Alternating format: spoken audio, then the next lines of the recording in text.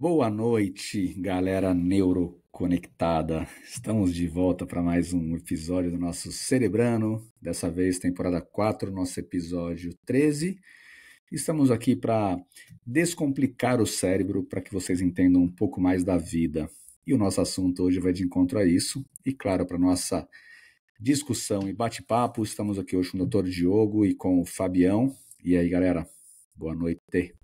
Boa noite, sejam todos bem-vindos. Bom dia, boa tarde, boa noite. Na verdade, a gente não sabe que horário vocês vão assistir a gente, mas a gente acredita que vai ser muito legal, muito bacana. A gente conta com vocês e se sente honrado de poder estar difundindo esse tipo de conhecimento de uma forma simplificada, informal e sempre com um convidado diferente ou não, né?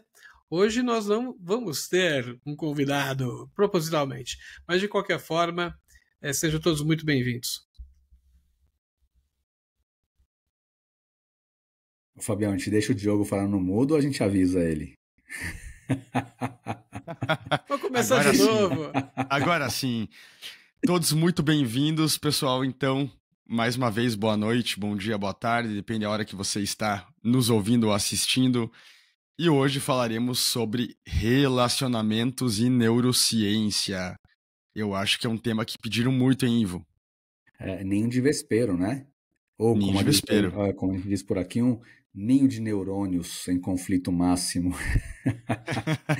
Bora entrar naquelas famosas DRs, entender o que acontece por trás ali, desde os adolescentes com os pais, conflitos entre filhos e pais também na fase adulta, entender um pouco sobre relacionamentos entre marido e mulher, ou entre companheiro e companheira, companheiro e companheiro, enfim. Por aí vai, e a ideia é deixar todo mundo de cabelo em pé dessa vez aqui. Tema que o Fabião adora discutir. Né, Fábio? Você tá meio para baixo hoje, meio devagar. O que tá acontecendo com você, Não Fábio? tô cansado. A semana toda de eventos, a gente tá um pouco cansado.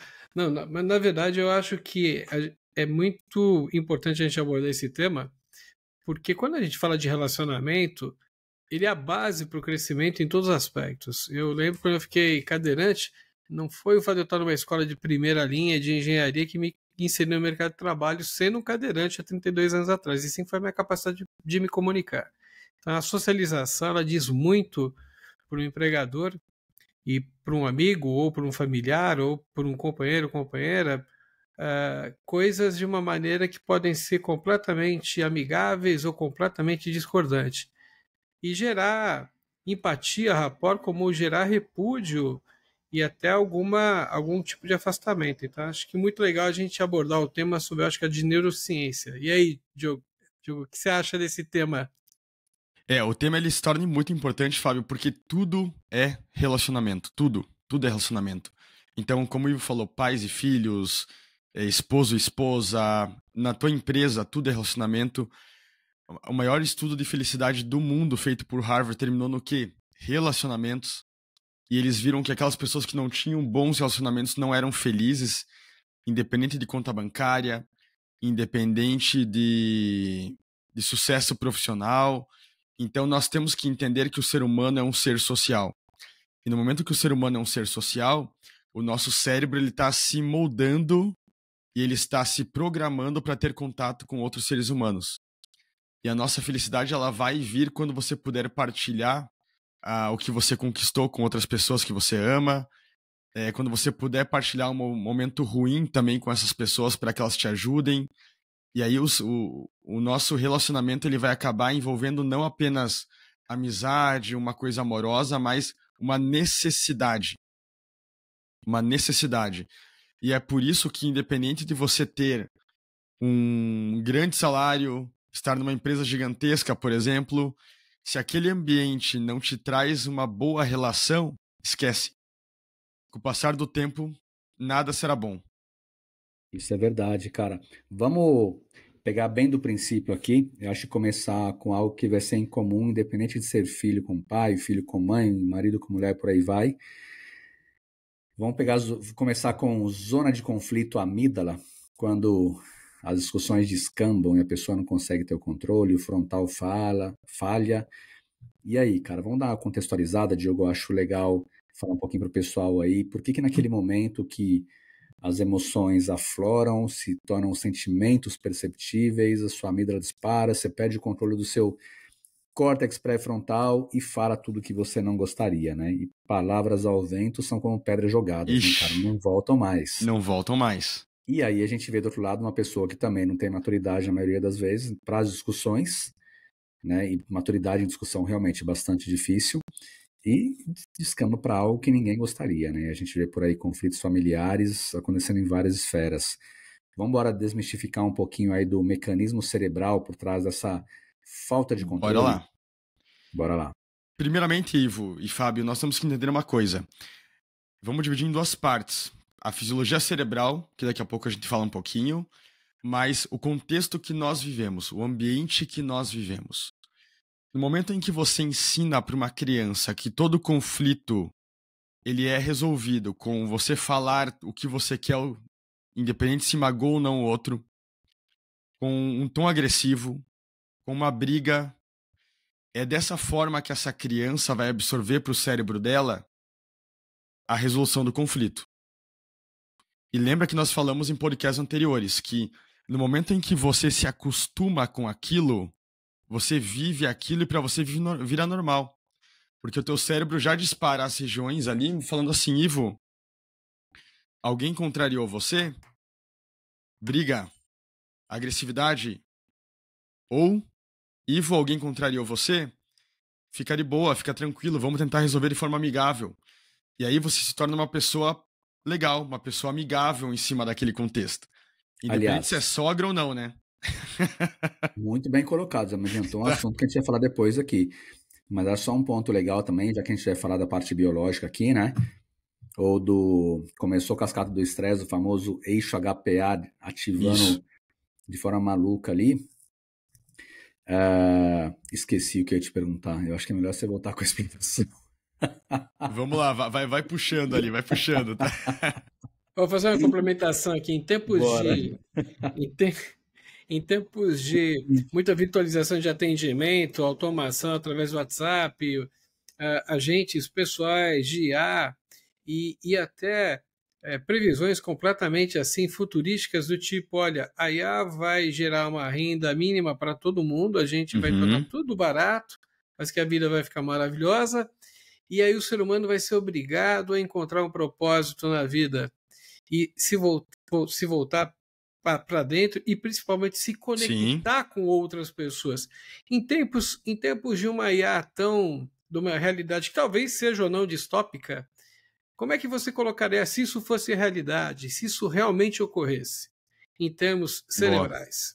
Tá, deixa eu só voltar aqui para não perder, Diogo, você responder as duas já.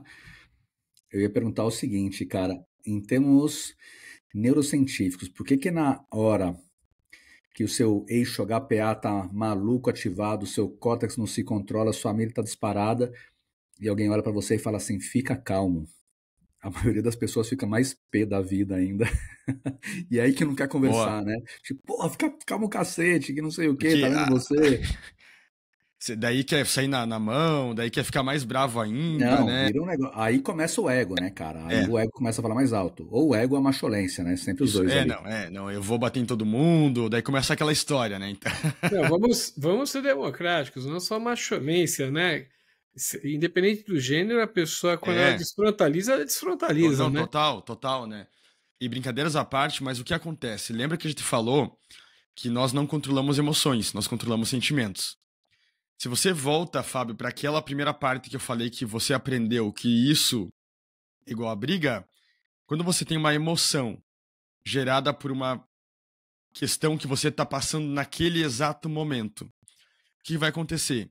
Teu símbolo, aquela parte do sistema límbico, ele já vai conectar com a tua amígdala, porque tem conexão entre os dois, e já vai disparar ela. Então ela está disparada, ela está ali grande, ela está vindo com tudo. Essa amígdala cerebral disparada, ela já faz aquele caminho mais fácil, não o caminho longo em que você corticaliza e que você pensa o que está fazendo. Não, teu frontal não participa mais.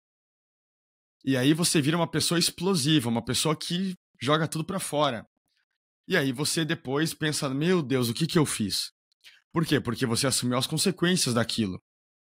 Perdeu o emprego, a mulher foi embora, o esposo foi embora, aquele amigo que você adorava foi embora, porque você arranjou uma briga desnecessária. E aí vem essa questão do que o Fábio coloca da tecnologia. Hoje nós, Fábio, temos uma noção de que, por exemplo, aquelas pessoas que foram visitadas na pandemia por tecnologia e não por pessoas, elas não tiveram o mesmo desempenho de afetividade quando elas tinham relações com pessoas diretamente. Portanto, é nisso que eu acredito que a IA ela não vai conseguir ser esse milagre que nós estamos esperando. Porque o digital não vai substituir o contato com o humano. Não vai substituir. Veja, não é legal ter teu filho e tua filha no colo? Como que você colocaria isso na IA? Essa afetividade na IA? Deixa eu apimentar um pouco aí, Diogo, nesse ponto. E quando a gente joga dentro desse conceito, os bebês reborns, ou mais do que isso, né? Quando a gente olha, por exemplo, alguns lugares aí na Ásia, cara, existem bonecas já que demonstram feições, que tem um toque de pele também todo suave, etc., que não se comunicam ainda, mas que vai acontecer com a IA. Será que mesmo dentro desse conceito, o nosso cérebro vai continuar ainda com essa frente tão necessária de tem que ser uma outra pessoa, ou a evolução, no seu ponto de vista, em algum momento, vai jogar isso de volta pra gente e falar, cara, se esse boneco tem um toque de pele que é tão suave, se a expressão facial também muda, mesmo sabendo que é um androide, um ciborgue, sei lá que vai ter isso no futuro, será que a gente vai continuar mantendo, cara, essa questão do cérebro precisar realmente das pessoas?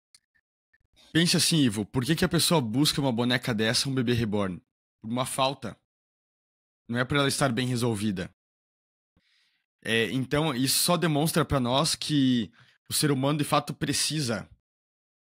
Que não adianta você querer, por exemplo, chegar e falar assim, olha, eu vou ficar completamente isolado. Teve um caso no Japão. O Japão, ele tem várias evoluções, mas ele também representa várias situações um pouco estranhas.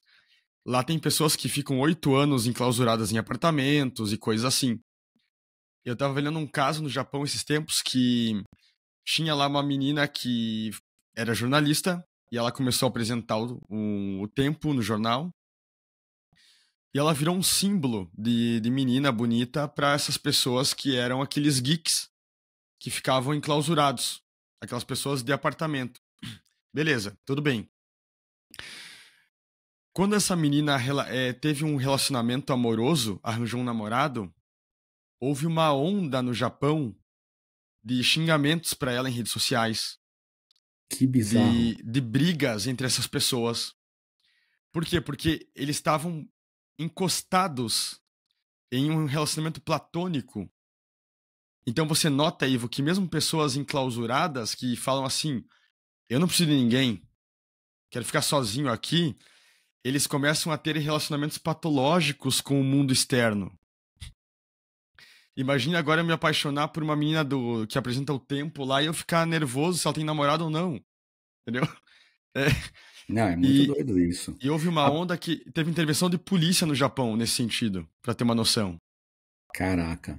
Tá? Então Apesar de que, depois dessa galera levando o bebê reborn no médico, cara, não dá pra se duvidar de mais nada, né? Mas porque eles querem humanizar uma boneca. Porque eles têm falta dessa humanidade pra eles. Gera uma falta de segurar um bebê de verdade no colo. E isso, claro que eles não têm consciência disso. Não é um consciente dizendo isso pra eles. Essas pessoas que fizeram isso com essa menina do Japão, faz uma falta conversar com uma menina mesmo, talvez numa lanchonete, num encontro amoroso e coisa assim. Então isso só prova pra nós que essas pessoas que levam o bebê reborn, as bonecas, eles enfrentam uma falta. Eles não estão bem. Eles não são pessoas que falam assim, não, eu tô super bem, vou pegar um bebê reborn aqui pra mim, não. Eles no inconsciente deles é o inconsciente mandando, pelo amor de Deus, procure uma criança, procure um filho, procure um namorado, uma namorada. Tá faltando isso na tua vida.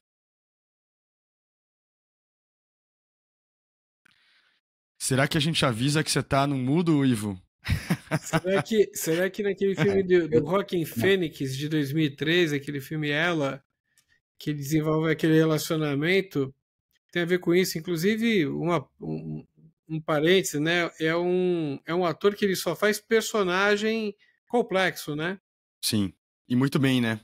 Muito bem. Se a gente tivesse que olhar para ele sob uma caixinha de surpresas assim e tentar encaixar ele numa curva normal, com certeza curva normal, não pessoas normais, porque não existe gente normal. De perto todo mundo é louco. Mas 100%. Mas basicamente é um cara que ele tem deve ter uma amígdala gigantesca, né? E ao mesmo tempo, ele não. Quando ele está no personagem, ele perde a capacidade de se socializar. Aliás, ele tem dificuldade de se socializar. Mas por outro lado, ele consegue virtualmente entrar em personagens muito complexos e diferentões, né? Uhum. E Sim, diferentões. sim. Mas aqui a gente percebe que o sucesso se dá também por uma antítese de uma pessoa que sabe se comunicar bem entre as pessoas, mas sabe se comunicar muito bem através da arte, né? Muito bem colocado, Fábio. É que você olha para isso que as comunicações elas são variadas. Então, muitas vezes a conexão que o ser humano faz com outros é por uma música, é por um quadro pintado, é por uma arte que essa pessoa fez, um trabalho que ela entrega. Então, isso é necessário, sem dúvida alguma. Bom, agora que eu já levei um tapa do destino com o karma voltando para cá, né, em apenas 15 minutos depois que eu falei isso pro Diogo, cara, deixa eu trazer um ponto, porque acho que vai dar uma pimentada boa, porque o pessoal perguntou muito pra gente na questão das discussões no relacionamento, né? Quando a gente para e pensa aqui na questão do eixo HPA, ou seja, que dispara o estresse, vira aquela loucura, você começa a falar o que não gostaria, muitas vezes nem é o que você pensa, mas seu cérebro sai buscando todo tipo de informação que possa magoar, inclusive, né? Então a gente tem aquele processo ali, onde de um jeito bastante simplificado, a amígdala ativa a hipotálamo, que ativa a pituitária, que manda as glândulas adrenais começar a produzir cortisol, e começa a virar aquela loucura ali, né? Coração dispara, enfim, a gente sabe o resultado onde vai parar. Se pegar esse processo que agora, cara, a gente está falando do mesmo processo que aconteceria se, por exemplo, alguém se deparasse com um leão solto na frente deles. Não vai ter diferença, né? Para o Exato. pessoal entender. Agora, levando para um conceito que a galera pediu muito para a gente, é assim, vamos falar um pouco de por que é tão difícil para muitos pais se relacionarem com os filhos adolescentes. Porque o adolescente, eles não conseguem entender o ponto de vista deles, ou não sabem o que está acontecendo no cérebro deles, levam uma carga que talvez seja um reflexo daquilo que eles estão passando para lá, e o adolescente, por sua vez, como não tem toda aquela experiência, não consegue se expressar como deveria também. Então, vamos começar a explorar um pouquinho dessa questão de adolescentes e pais, aí depois a gente chega lá no casamento, o relacionamento, depois a gente vai para a sogra, no último estágio, que é o mais hard aqui, né? É o Perfeito, mas estágio hard ali. deixa eu fazer uma complementação. Vai lá, Fábio. Nessa de relacionamento de pais e filhos, adolescentes, coloca como componente o excesso de tela e terceirização dos pais em Claro. relação à educação para telas ou terceiros, tá? Muito bom. Porque às vezes a gente acha que é algo que é só neurociência sem tal contexto envolvido, não, é completamente inserido no contexto, né? Com certeza.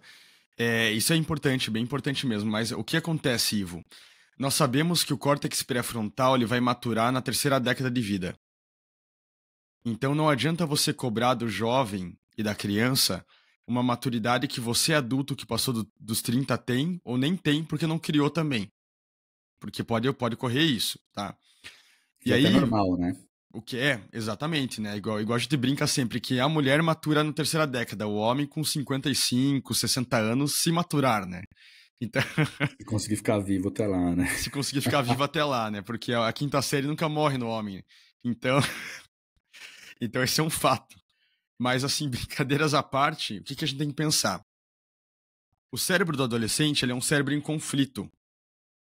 Porque ao mesmo tempo que ele fala, nossa, eu preciso do meu pai e da minha mãe porque eu não tenho emprego, eu não tenho dinheiro, eu não tenho um bom relacionamento com as pessoas ainda porque eu não consigo atenuar conflitos, eu perco um namorado, uma namorada, eu choro o dia inteiro, eu acho que eu vou morrer, eu não aguento isso, eu preciso de alguém que me dê esse apoio emocional.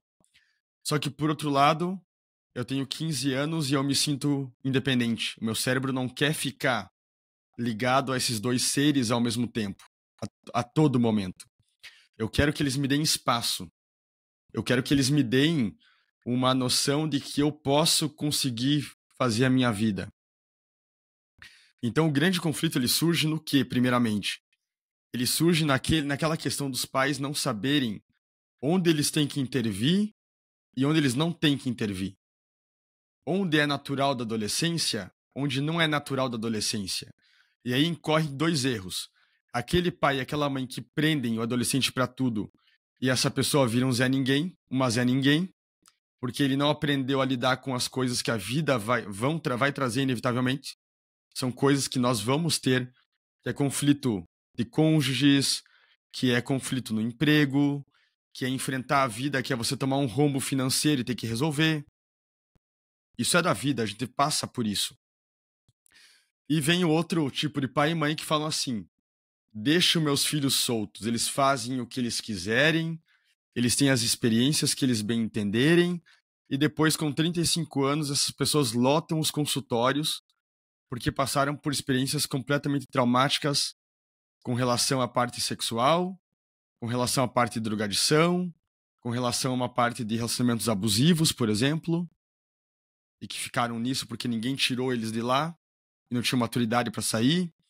Então o cérebro está nesse conflito e que os pais devem entender que eles devem conseguir dar uma experiência boa para os filhos, em que eles soltam um pouco essa pessoa para conseguir passar por experiências da vida, então receber experiências negativas e positivas, mas ao mesmo tempo eles ainda estão no comando. E que se eles virem alguma coisa como bullying, como relacionamento abusivo, como alguém tentando fazer uma coisa má para esses filhos, tem que intervir. Não pode deixar. E aí vem o que o Fábio colocou. Se eu sou um pai e uma mãe que chego em casa às 7 horas da noite, pego o meu celular na mão, eu não faço uma pequena pergunta ao meu filho e à minha filha: como foi seu dia? Como que eu quero criar uma relação decente? E como que eu quero que esse filho e essa filha se sintam amparados por alguém maior? Não tem como. Não vai ter como. E aí você pega e dá um smartphone para os teus filhos, eles se viciam nisso, aí você culpa a vida, o azar, Deus, quem quer que seja, porque os filhos não estão indo bem na escola, porque eles são rebeldes, porque eles não querem te ouvir. E aí o pai e a mãe terceirizam o problema para a escola, porque a escola não resolve o meu problema, a escola não faz o que deveria fazer, e aí você fica perdido nesse esquema todo. E aí você começa a se frustrar. Então, esse é um ponto bem importante, que hoje os pais estão terceirizando a educação para a escola e eles estão terceirizando as informações para o celular, para o smartphone, para a rede social. E aí, dou uma dica bem rápida. Você, pai, você, mãe, gaste 1 hora e pouco por dia, 2 horas por dia com os filhos para conversar com eles, para trocar ideia com eles. E larguem um pouco o celular. Não fiquem ali o tempo todo se alimentando de Reels, de Instagram, de TikTok, coisas assim. Vamos gastar isso? Ou melhor ainda, vamos fazer uma atividade junto deles. Vamos fazer um jiu-jitsu juntos, vamos fazer um futebol juntos, vamos jogar juntos, jogo tabuleiro, até videogame se for o caso. Vamos conversar juntos. Vamos discutir coisas importantes juntos. Eu achava muito legal quando eu via em algumas palestras que eu fiz o pai e o filho indo juntos. A mãe e a filha, o pai e a filha. E eles iam lá fazer perguntas juntos. Isso ali é muito legal. Olha que legal, que atividade legal pra gente conversar, né? Ah, não, porque eu e a fulana lemos um livro em comum. Olha que legal isso, Ivo e Fábio. Então é isso que a gente tem que alimentar. E é assim que o cérebro vai entender: calma, eu posso enfrentar a vida, mas eu tenho alguém por trás de mim. Eu tenho segurança. Inclusive pelo elo de confiança, né? Perfeito. Porque a gente ouve muito falar, e uma galera manda pra gente também aqui, né? Ah, mas é tão difícil minha filha porque não confia em mim, porque prefere confiar nos amigos, e tem muitos poréns no meio aí, né? Não é questão de confiar nos amigos. Ela precisa, cara, receber amor, precisa de carinho, precisa da proteção, cara, precisa estar junto, precisa ter confiança para conversar, né? E acho que um dos pontos, você falou muito bem agora há pouco, que é super importante, é assim, Na hora do estresse, cara, o que tá mandando no cérebro ali é via de acesso rápido, né? Então, inclusive, o fluxo sanguíneo nosso é direcionado, né, para essa região, e aí esquece, você não vai pensar para falar. E aí, pegando o cérebro de adolescente que já não está formado, que o sistema límbico está atrofiado, cara, que as coisas não estão funcionando muito bem, e você estressa mais na conversa ainda, o que vai Perfeito. acontecer, a resposta é justamente essa, né? Poxa, mas quando eu preciso, eu não posso conversar. Quando eu vou conversar, é sempre discussão. Sempre não tá legal. Para onde vai correr quando precisar, cara? Pro grupo de amigos. E aí E o grupo de daí, amigos que receber, se estiver fazendo coisas erradas, cara, perfeito? ele vai se afeiçoar, né, com aquele Isso aí. entorno e vai acabar, putz, caindo em várias merdas que não deveria cair, que não deveria E fazer. aí é uma pessoa bombando cortisol, bombando adrenalina, porque o eixo HPA tá ativado o tempo todo, com medo, com insegurança. Ela inevitavelmente vai ser uma pessoa que não vai ficar pensando em escola, em estudo, em trabalhar, em fazer coisas assim de forma correta, porque ela não consegue. Que vai Ela querer tem várias namorar e se relacionar inseguranças. sexualmente muito cedo. Perfeito, porque ela quer um vínculo, ela quer carinho, ela quer segurança. Então ela vai encontrar aproveitadores e aproveitadoras no caminho dela com certeza absoluta, porque é isso que ela demonstra com o cérebro dela. E aí? Como que fica, né? Eu acho que a gente tem que levar em consideração tudo isso, mas a gente tem que levar em consideração que o cérebro tem algumas formas de encarar traumas ou realidades completamente diferentes. Então, numa família, e é uma máxima, eu não sei se na família de vocês houve isso, mas a minha que sou muito mais velho que vocês teve, no Ivo não, porque o Ivo só tem 28 anos. Ainda Né? bem que Na você sua corrigiu, talvez cara, pra, não, pra ficar né? claro. É. Mas tinha aquela assim, poxa, eu criei meus filhos, meu pai falava da mesma forma, cada um é mais diferente do que o outro. Ah, sim. E sob óticas positivas e não tão positivas, para não Uhum. falar bem negativas, a questão não é essa. A questão é que, independentemente do pai se esforçar bastante, ele ainda corre o risco de ter um filhotinho perdido. Né? Tem. Então, assim, isso não é garantia, mas, assim, de longe é uma excelente prática já ratificada cientificamente que mitiga efeitos, vamos dizer assim, prejudiciais para a saúde daquele pai, daquele filho no futuro, né? Para o relacionamento deles. É que aquela velha história, Fábio, não fazer dá certeza de resultados ruins. Você fazer vai envolver o quê? Personalidade da pessoa, que momento que você pegou ela. Claro que sim, isso sem dúvida. Agora, é uma expressão que até a Lisa colocou, que eu noto sempre, que agora eu tenho falado mais, que se chama humanidade comum. Apesar da personalidade que nós temos uma humanidade comum em que uma criança indiana, uma criança brasileira, uma criança americana, eles querem colo, eles querem afeto, eles querem carinho. Um indiano, um brasileiro, um americano, um japonês, inevitavelmente vai querer um abraço da esposa, do esposo. Então isso é algo muito humano também, né? Então isso é muito legal. Deixa eu te fazer uma pergunta, Diogo. Crianças que têm um aspecto mais sinestésico do que auditivo, que visual e vice-versa, com essas três variáveis ondulando, faz sentido que elas aprenderam tudo com os pais ou com as pessoas que elas mais convivem? Ou tem também uma carga genética que é trazida ali e que pode influenciar nesse perfil de predileção em toque, não toque, ver, ouvir, ou ser mais sensível a isso, aquilo? É, tirando dessa conta neurodivergentes, no caso TEA, por exemplo, né? Tudo misturado, mas assim, hoje nós sabemos que aquela questão até da educação que diziam, não, você, Ivo, é mais sinestésico, então você aprende desse modo. Eu, Diogo, que sou mais auditivo, aprendo daquele modo. E você, Fábio, que é mais visual, aprende daquele outro modo. Isso meio que caiu por terra. Nós somos tudo ao mesmo tempo, só que você colocou uma coisa bem, bem interessante, Fábio, que é o modo como a pessoa vive. Então, talvez, se você tem pais mais extrovertidos, pais que estão, por exemplo, dando festas enormes, abraçando todo mundo, o exemplo que essa criança recebe é também de ser receptiva, de gostar disso. Só que talvez essa personalidade mais, vamos dizer, é mais legal, assim, de ser mais excêntrico e coisas assim, também pode ter um aspecto genético. Eu posso carregar uma genética disso, de ser uma pessoa com mais habilidade para fala, comunicação. Claro que existe isso. Então, talvez no futuro a gente vai descobrir, pela neurociência, que tem pessoas mais ligadas a tudo aquilo, que a gente consegue viver de uma forma muito mais falante, de uma forma muito mais ouvinte, dependendo da tua personalidade. Mas, sem dúvida alguma, envolve muito o que a pessoa recebeu, né? O que a pessoa recebeu de exemplo, sem dúvida alguma. E essa questão que a gente começou lá atrás a falar de ambiente distópico, mas aplicado para pais e adolescentes, né? Onde a IA vai vir e as pessoas vão ter que se voltar para si. Vocês acham, e aí estendendo para você também, vocês acham que o consumo de rede social está diminuindo, a toxicidade das telas estão criando um movimento reverso ou não? E qual o efeito que se tem na relação de um pai com o filho, ou pelo menos do afastamento ou da aproximação de ambos, o que já não foi citado pelo Diogo no começo, tirar 1h30, 2 horas do dia? Lembrando aquela máxima distópica de que a IA vai fazer que todo mundo tenha um salário base e as pessoas sejam obrigadas a encontrar propósito na vida. E aí a gente volta para a família. Pois é. Qual o propósito da família? Sabe o que me preocupa, Fábio? Se você colocar que 84% dos brasileiros não compraram livros no último ano,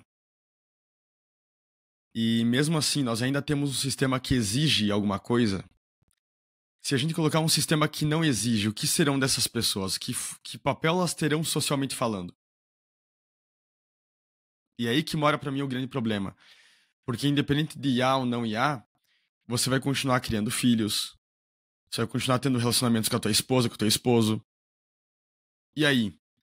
Como que você vai trabalhar com pessoas que talvez vão ficar ali ganhando um dinheiro, talvez, sei lá, uma renda básica, mas elas vão ser úteis no quê, socialmente falando? E se elas não forem ensinadas, não sabe, 2, 3, às vezes 4 décadas sem ter aprendido o que deveriam em relação à empatia, depois compaixão e todas as outras virtudes que a gente pode desenvolver num bom relacionamento, um relacionamento saudável. É bem desafiador isso, porque a gente percebe que a nova geração já veio com QI inferior isso aí ao anterior. É.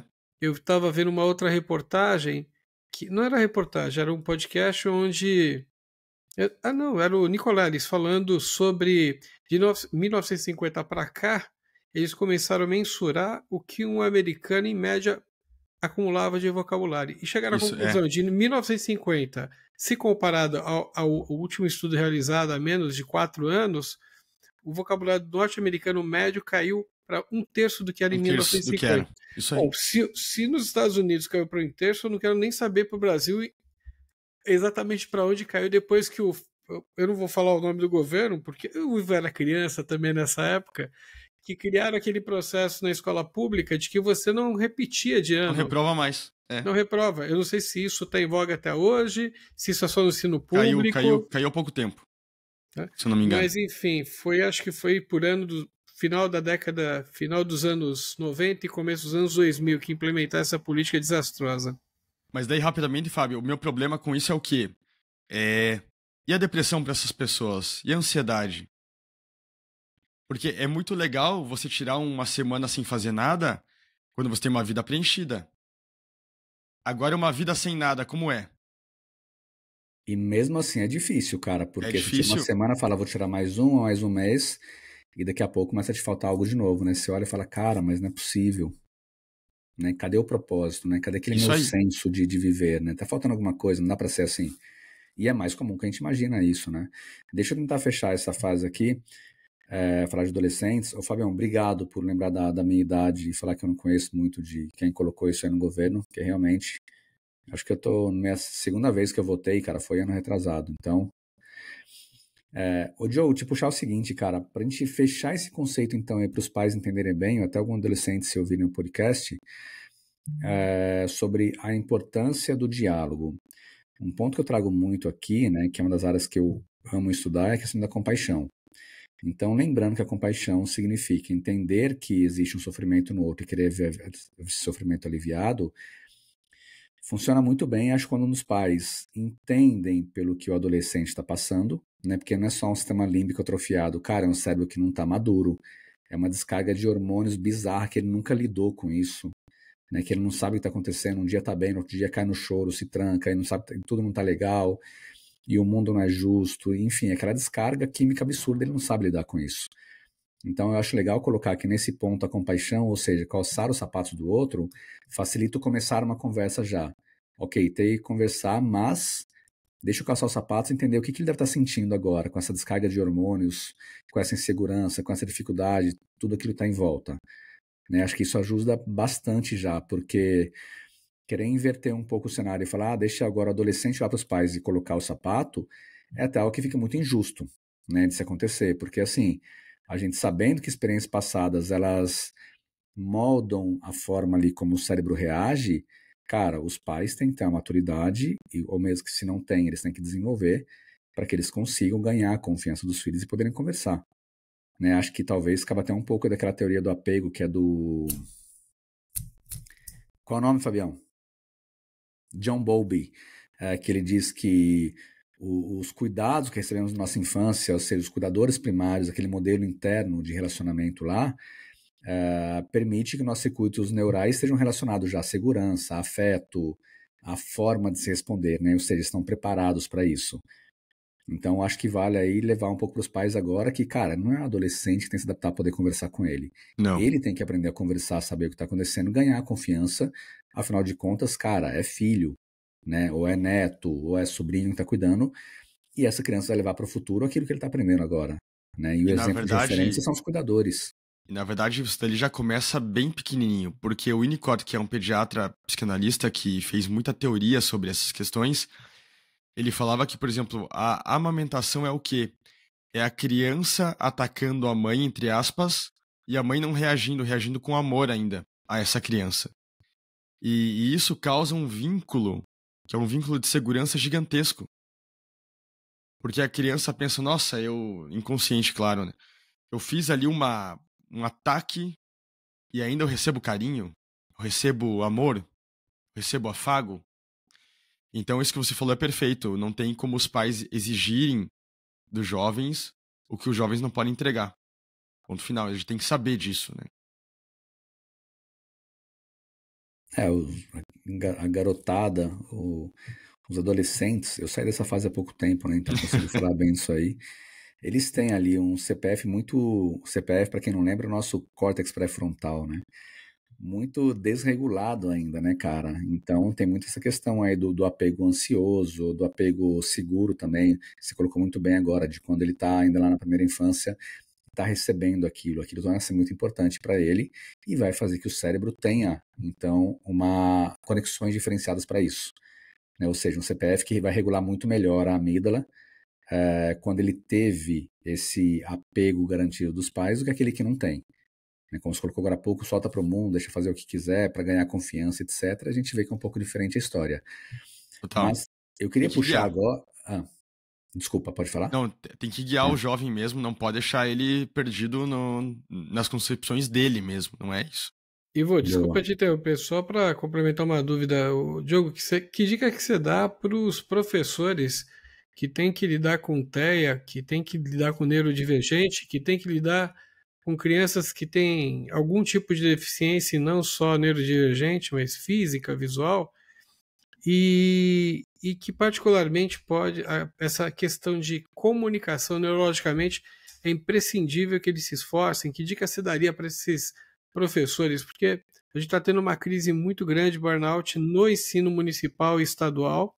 Então, lembrando que o fundamental, do primeiro ao quinto ano é o fundamental, depois você vai para o ciclo básico, continua até o nono ano, se eu não me engano, mas muitos professores estão tendo burnout porque eles não são preparados, e a gente está falando agora de qualificação, de treinamento, certificação, enfim, de outras coisas correlatas aí, mas que dica se daria para esses que estão tendo que enfrentar o fronte de receber as crianças sem terem tido uma qualificação mais específica para lidar com elas, sabendo que isso é imprescindível, sabendo que é uma ação complementar à ação dos pais?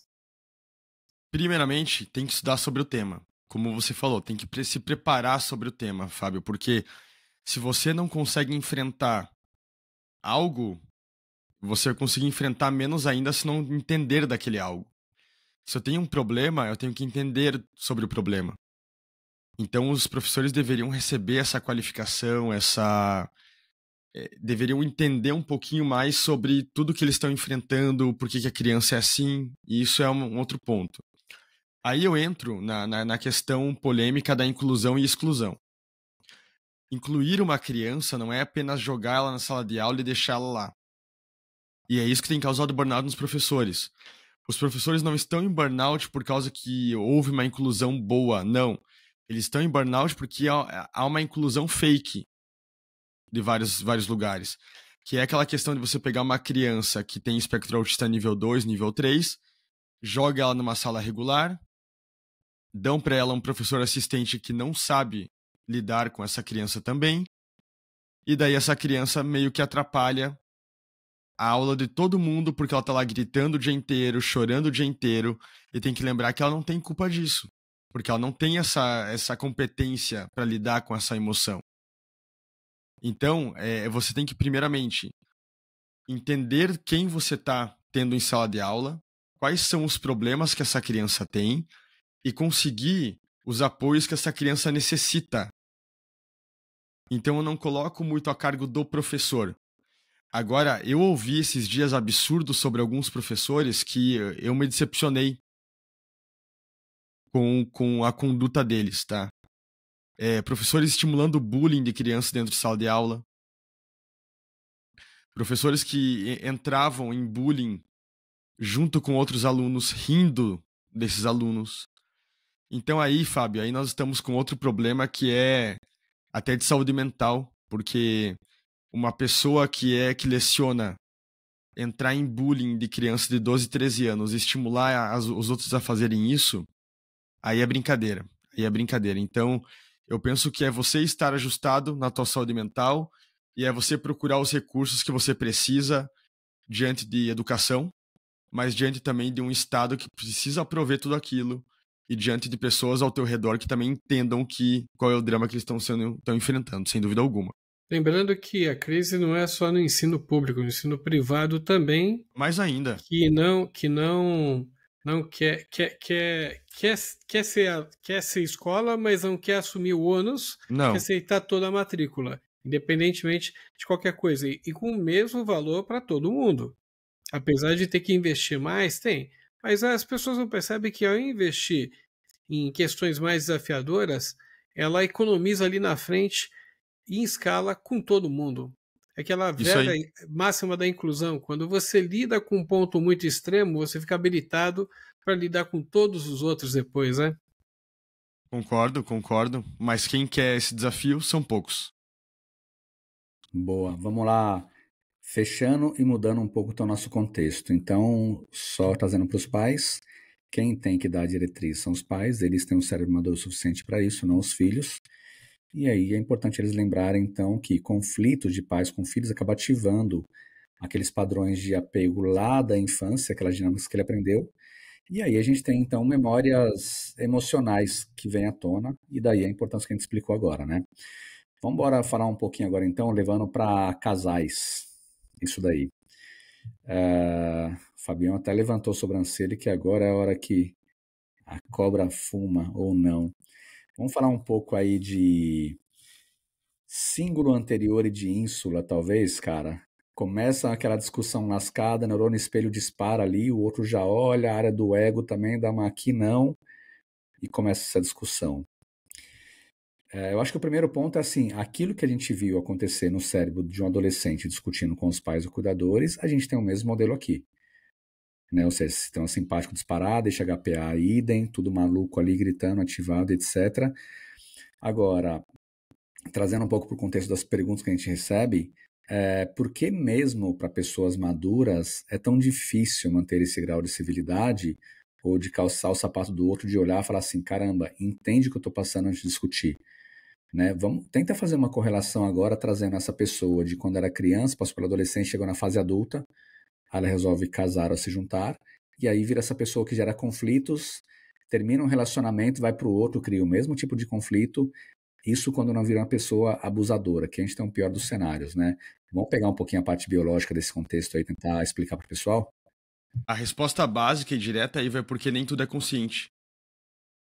Então, quando você pega uma criança e você cria ali um contexto para ela que o cérebro dela tá aprendendo é assim, é assim, é assim, o modelo que ela tem é daquela maneira, e você vai falando, você vai repetindo, você vai passando, e propositalmente eu repito as palavras porque é assim mesmo, é você repetindo o tempo todo. Ela criou naquele cérebro uma rede neural que faz com que ela tenha as crenças que ela tem.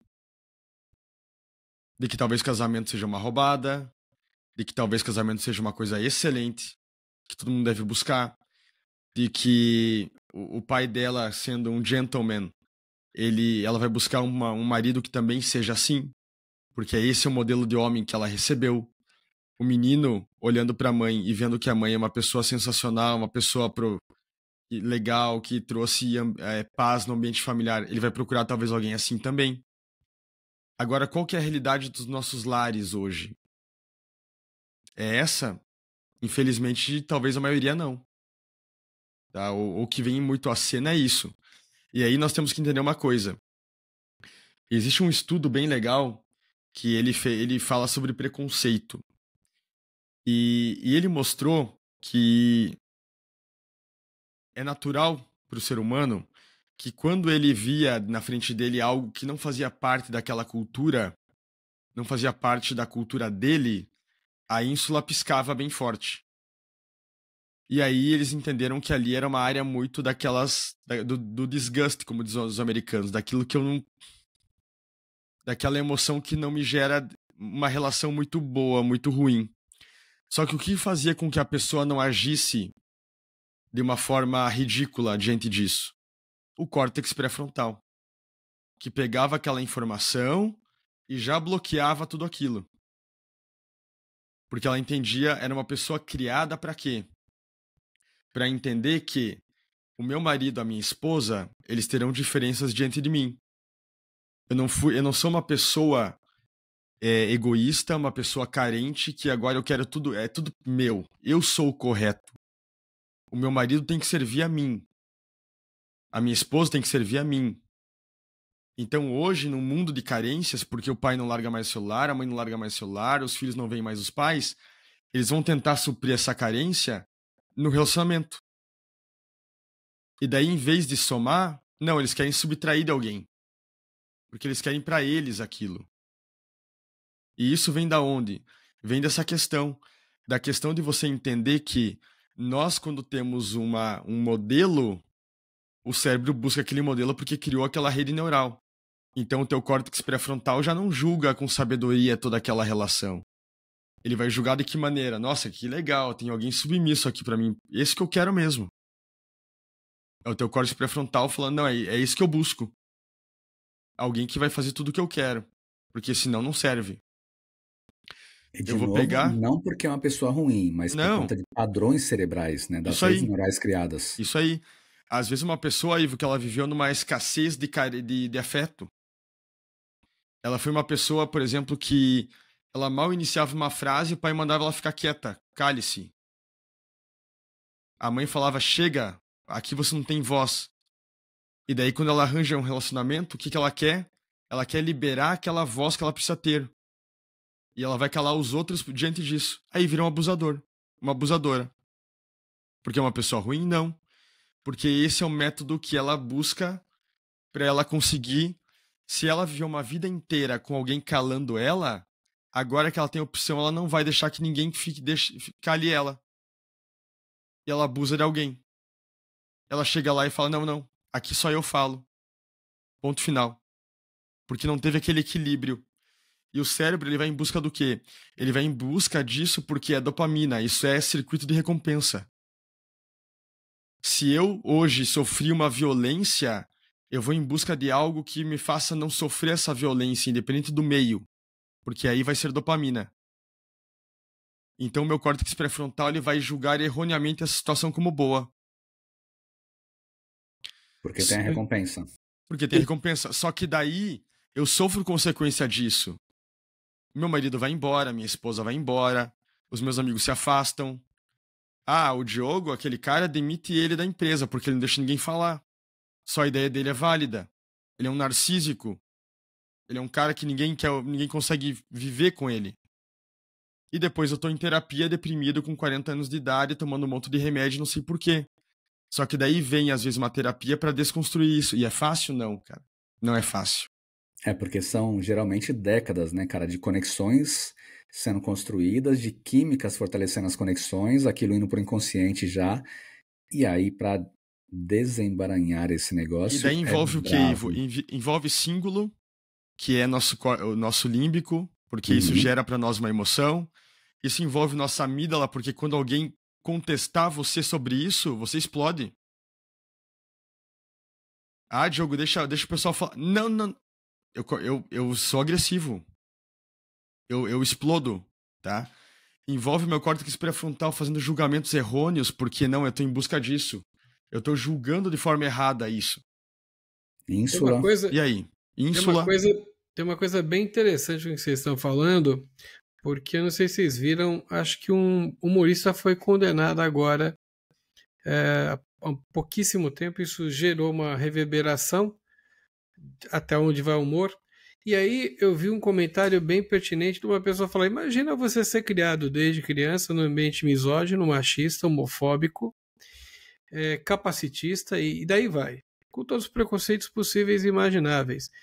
E essa pessoa mencionou um experimento que foi feito há menos de 20 anos, e eu não sei se você conhece, Diogo, que basicamente correlacionava pessoas à exposição a, a questões misóginas, machistas, e depois colocavam elas no ambiente com outras pessoas que não foram expostas ao mesmo conteúdo, para tomar decisões em relação à restrição de orçamento para segmentação. Segmentação dentro da empresa por gênero, por raça, etnia, por orientação, por gênero, etc. E nessa brincadeira toda, eles perceberam uma correlação fortíssima de pessoas que eram muito mais permissivas a condutas erradas em relação a machismo, misoginia, homofobia, capacitismo e por aí vai, quando expostas continuamente. Agora imagina numa piada que te dá alta dopamina e você começa a rir por processos de sarcasmos ou ironias relacionadas a esse viés inconsciente. Ou seja, aplica isso para o casal. Como é que fica um machista? Ou vamos pegar uma situação mais extrema, uma mulher que ela é mais machista do que o sujeito. Ou vice-versa, não importa. Mas o quanto isso impacta, na verdade, na Pois qualidade é, da Fábio. relação. Esse é um tema bem ardiloso, porque sinceramente, eu não tenho uma opinião definida sobre isso. Mesmo com a neurociência, tudo. Porque o que acontece? Primeiramente, nós vivemos um mundo muito hipócrita. Vamos ser bem sinceros. Então, você pode falar de alguns, mas não pode falar de outros. E depende de quem fala. Esse é um ponto também. Então, você derruba uma pessoa pelo que ela fala e a outra fala 10 coisas 10 vezes piores e não acontece nada. Então, esse é o primeiro ponto. Porque eu concordo que se você viver, por exemplo, um ambiente que tudo vira uma piada, que tudo é engraçado, tudo vira uma coisa jocosa e eu sou contra. Eu, por exemplo, eu não gosto dessa jocosidade negativa das coisas. De eu analisar uma fraqueza de alguém e eu ir lá e brincar em cima da fraqueza de alguém. Eu acho que isso é pesado. Isso é uma coisa muito. É cruel, na verdade. Não é brincadeira. Não é brincadeira. Então nós temos uma situação que ela é bem clara nesse sentido. Mas o que eu penso é o seguinte, que o que você é o que você busca. Isso a neurociência diz também. Então, se você quiser buscar questões extremas, Fábio, você vai encontrar alguém que vai te dar esse conteúdo. E talvez não vai conseguir burlar isso nunca, né, nessa questão. Porque se você for ver, preconceitos ridículos que havia há 100 anos ainda existem. Isso é um peso que nós temos socialmente. Mas como que a gente faz, como que a gente burla tudo isso? Indo em busca do contrário. Mostrando para o cérebro o contrário de tudo aquilo. Então, eu acho que o grande erro das pessoas, sabe o que é? Combater em excesso. Porque quando você combate em excesso, você dá energia para aquilo. E aquilo torna-se inconsciente para Isso você e aí. você começa de forma automática A a produzir isso colocar para também. fora. Acho que A Madre, a a Madre folha Teresa de Calcutá ela diz uma frase sensacional. Não tentem acabar com a guerra. Busquem a paz. Entendeu? é exatamente isso que eu ia falar agora. E eu lembro da própria Folha de São Paulo, muito inteligentemente no passado, o Ivo era criança, não lembra, fez uma campanha, Folha de São puta, Paulo, aquele jornal. aquele jornal, isso, Tá, Ivo, isso. boa. Então a Folha de São Paulo fez uma campanha com Costa Oliveira, se não me engano, não dá para não ler. Onde um não anulava o outro, dá para Aham. ler. E outras que eles aproveitavam, levando em consideração esse viés aí inconsciente de todo mundo, né? E principalmente, vamos lutar contra a guerra. Não, vamos lutar a favor da paz. Vamos lutar contra o feminismo. Não, vamos lutar contra a igualdade, ou a eliminação do machismo. Enfim, a questão de você colocar energia é imprescindível aí para você conseguir entender para onde você vai. E levando em consideração que a gente vai muito por mídia social, né? A massa, o efeito manada se reproduz muito bem em rede social, aí a gente tá lascado, né? Muito. Exatamente. Muito. Exatamente. Ô, Diogo, deixa eu trazer um ponto aqui, cara, que eu fiquei relativamente curioso agora. Pegando esse contexto que você falou daquela discussão dos adultos lá, quando a gente pega uma pessoa que é criada em uma família que é muito autoritária, esse seria um exemplo de alguém que possivelmente, quando crescer, vai querer dominar, que possivelmente vai acabar sendo um abusador em contexto menor ou maior, porque ele quer ter aquilo de sou eu que mando, sou eu que domino, independente de a gente estar falando aqui de sendo dopaminérgico sendo ativado ou não. Esse poderia ser um dos exemplos clássicos, assim, de alguém que poderia, que tem uma chance maior de ter um comportamento desse? Ou um abusador ou um abusado. Porque ele também vai entrar naquela. Esse é o modelo que ele aprendeu, que ele vai ser submisso a tudo também. E aí, inconscientemente, pode procurar aquilo também. Essa era a minha Pode segunda procurar aquilo pergunta. também, ele pode procurar alguém que abuse ele, tá? Mais uma vez, pessoal, nunca é culpa da vítima, tá? Não é isso que a gente tá colocando, tá? Não é essa a questão. A vítima não é culpada e quem abusa é sim uma pessoa que é problemática. Então, não no sentido de passar pano, não. Ela tem que ser tratada ou até retirada da sociedade, muitas vezes, tá? Mas, assim, você só se encaixa em modelos que você aprendeu a se encaixar. Então, ou ele pode, para contrapor tudo aquilo que ele passou, virar um abusador, sim. Ou ele pode também entrar naquela, eu sou um nada, eu sou uma nada mesmo, eu preciso arranjar alguém que represente o que eu vivi. E aí é complicado, né? Transpondo para as relações que você tem nas empresas de empregados Isso e aí. seus líderes, a gente está em outra enrascada, porque Claro. chegou a NR1 com atualização de burnout com o CID para chamar de seu, você acaba tendo isso muito polarizado nos dias atuais, principalmente porque a geração atual está tendo uma dificuldade muito grande da área corporativa, área de pessoas, né, que a gente chamava de recursos humanos no passado, em saber lidar com essa nova geração, coisa que a Lisa deixou muito claro aqui, né? Uhum. E aí ela exercitou a questão da empatia, de uma liderança compassiva de uma maneira magnífica, entendendo e tirando o melhor daquelas pessoas, mas como é que a gente vai lidar, como é que isso funciona e como é que a gente pode desarmar essa bomba relógio, porque é uma bomba relógio de saúde no meio corporativo. Né? A família você ama, você tem vínculos e por amor você abre mão de uma série de coisas. Empresa, você durante um certo tempo, você acredita ou te fazem acreditar que aquilo é uma família. Não, é uma empresa. É diferente. Isso não quer dizer que não pode ter alguns aspectos de família. Porém, a saúde dessa família linha, vamos dizer assim, ela anda meio abalada. É por isso, Fábio, que você não pode, em nenhum momento, colocar na tua profissão as tuas frustrações. Então tem muito chefe hoje em dia que vai na profissão se aliviar. Então, para os dois lados. E colaborador também. Não, a gente não fala só de chefe no geral, mas colaborador também. Que vem com aquele discurso, não vou ser explorado, e não sei o que, e não sei o que. Tá, mas quem que tá te explorando aqui? Existe um acordo, na verdade, ali, né? Tá. Quem que tá te explorando aqui? Por que você tem tanto essa ânsia de, sei lá, de não ser assim? E o chefe também, que ele vai lá brigar com todo mundo, xingar todo mundo, e não é bem assim, né?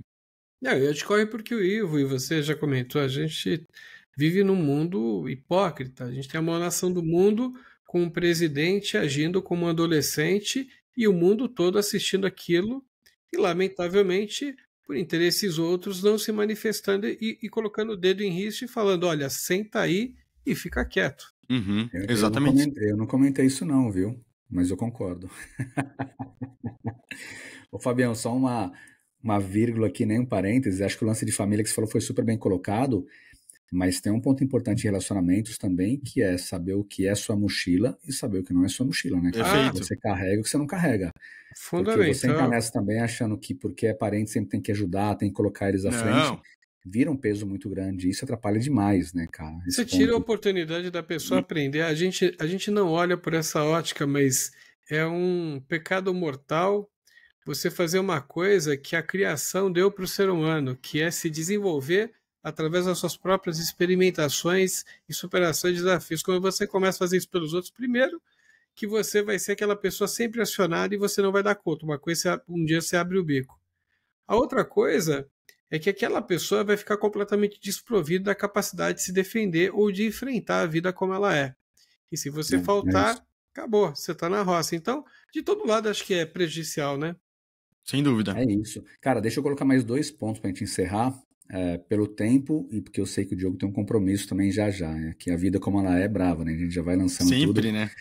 Diogo, o primeiro ponto é, a gente falou de pais autoritários, das crianças que sofrem muito abuso, etc., ou que são tratadas de um jeito muito duro e depois elas querem, por uma questão de estrutura cerebral, extremo dopaminérgico, ter prazer, ou torna-se um abusador, ou torna-se mais abusado ainda, porque reflete aquilo que ela passou, etc. E quando a gente fala, o que é muito comum, a gente recebeu várias perguntas também assim, cara, dos casais onde um é muito controlador. Que cenário que a gente tem aí no cérebro dessa pessoa controladora? Porque, cara, gente controladora em um relacionamento é, assim, vamos ao pé da letra, é Complicado. foda, é muito É, difícil, cara. Ninguém gosta, né? Ah, onde você tá? Que hora você tá? E o telefone, aquela desconfiança o tempo todo. Cara, não é só imaturidade isso. O que está acontecendo ali, cara, de um jeito bem diretão, é, assim, ao ponto? na verdade se chama insegurança.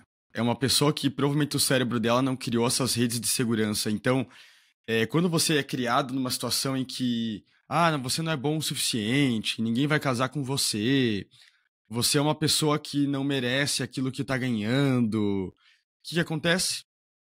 Você tem medo de perder tudo aquilo. E o medo, então você envolve ínsula, porque você está sempre ali pilhado, envolve teu eixo HPA, porque você vai acabar sempre com esse medo, essa luta ou fuga, pegando o celular, brigando, discutindo sem necessidade alguma, e você fica naquela, tá, e aí? E daí quando você faz uma análise, quando você começa a fazer uma terapia, você começa a analisar assim que nós temos controle de algumas coisas na vida e outras não. Se as pessoas quiserem sair da tua vida, elas vão sair, independente de qualquer coisa. Então você vai perder estresse. Você vai ganhar estresse com relação a isso? Faça a tua parte, porque todo relacionamento é 50-50. Não tem nenhum relacionamento que não seja 50-50. E vida que segue, porque o cérebro ele vai entender a partir daí que você tá mais seguro.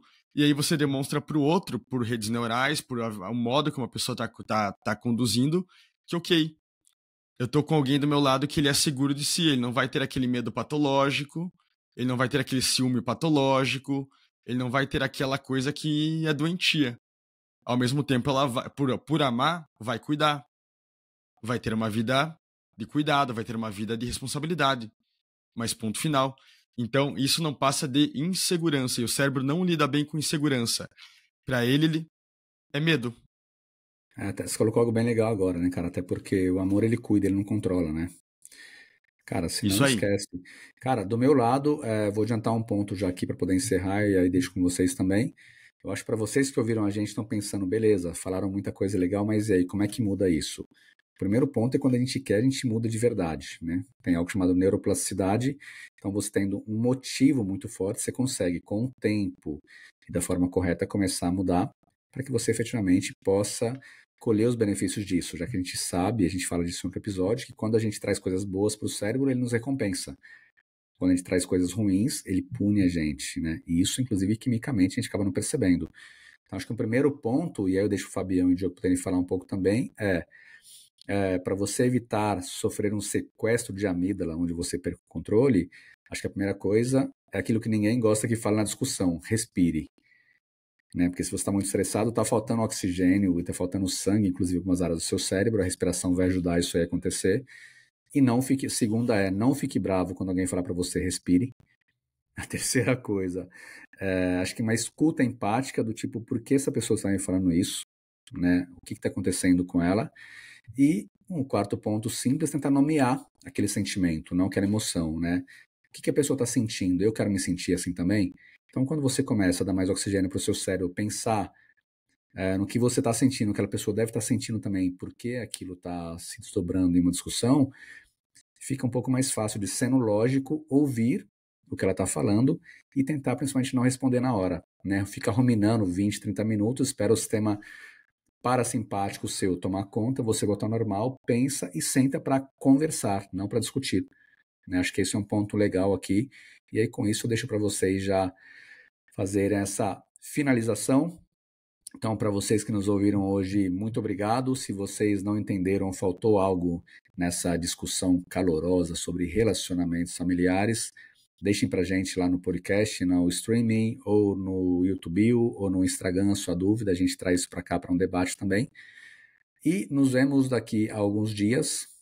E o Fábio fala para vocês onde vocês encontram a gente, porque toda vez sou eu que falo e está na hora dele falar um pouquinho também ali para eu passar o microfone. É isso. Valeu, gente. O Karma batendo as portas. Karma batendo aí. Fábio. Vamos lá, o Karma tá batendo. Eu vou deixar essa responsabilidade sempre com o Ivo, até para não tirar a oportunidade dele crescer em relação a isso, ainda mais do que ele já cresceu. Boa tarde, bom dia e boa noite a todas. Não falou isso. E... falei. E eu sou mais simples, procurem respirar, beber água, e se essas duas coisas não resolverem em 10 minutos, sai e vai dar uma volta no quarteirão, vai tomar chuva, vai andar de bicicleta, vai dirigir, que com certeza você vai estar respirando e você vai se acalmar. Eu acho que o básico, o arroz com feijão que eu ouvia quando era criança, conta até 10 e respira, funciona feito. Muito bem. Pessoal, muito obrigado mais uma vez, Ivo e Fábio, é um prazer estar com vocês falando sobre um assunto tão legal e tão necessário. Não pense em perfeição. Nós teremos momentos bons, momentos ruins. Não é essa questão que nós temos que colocar à tona. Mas se você acha que está tendo muitos rompantes, que você age das maneiras como nós falamos aqui, procure uma terapia, procure ajuda, procure tentar resolver isso de uma forma para você. Não é nem pelos outros, é por você. Porque quando você consegue resolver essa questão, sem dúvida alguma, vem uma vida muito mais feliz, vem uma vida muito mais realizada e vem uma vida que é mais prazerosa de ser vivida. Então não se orgulhe de ser manipulador ou manipuladora, não se orgulhe de ser uma pessoa que controla tudo, não se orgulhe de ser uma pessoa também que não responde por nada, que fica na tua morosidade sempre. É um equilíbrio que vai gerar bons frutos. Pessoal, muito obrigado mais uma vez e nos acompanhem em todas as redes sociais e estamos juntos sempre. Mandem dúvidas que nós teremos o prazer de respondê-las. Muito obrigado mesmo e até mais. Valeu! Valeu, obrigado pessoal. Vocês nos encontram então na sua plataforma preferida de streaming, lá no YouTube ou no nosso Instagram, no @podcast Cerebrando, no YouTube, no @Cerebrando e nas plataformas de streaming no podcast Cerebrando. Falamos em breve, então. Obrigado pelo tempo de vocês, pessoal. Valeu. Valeu, Fabião, pessoal. Fabião, você cancelou a compra daquela boneca da China que você fez lá? Você esqueceu de falar do podcast no Spotify.